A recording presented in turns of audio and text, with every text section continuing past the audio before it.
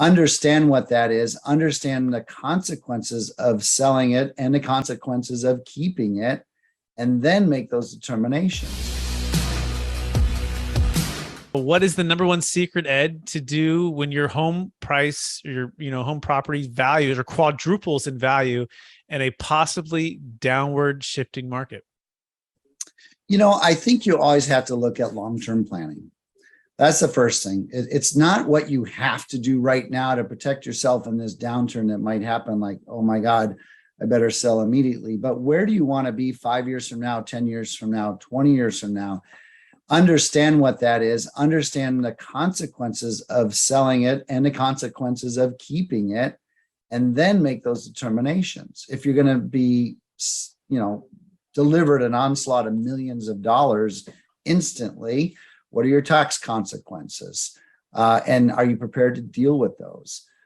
If you held the asset, what are your carrying costs? And are you comfortable with dealing with the maintenance and the carrying costs that it has? So you've got to answer those questions. It's different for everybody, but I think it's just digging down into those answers. So number one is long-term planning, understanding the big picture of the asset, the long-term consequences of holding on to it, the long-term consequences, short-term consequences of selling with tax consequences.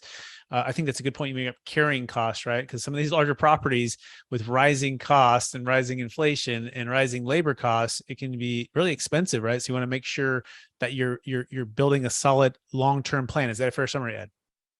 Yeah, absolutely. I think we forget about some of the ongoing maintenance that happens. Like, you're going to have to replace the roof every 15 years, and plumbing and electrical and things like that. So those are costs. You have property tax, you have a lot of different ongoing. The bigger the estate, the more expense, right? You have landscape costs, water costs, etc. That can be cumbersome depending on how big the asset is. Excellent.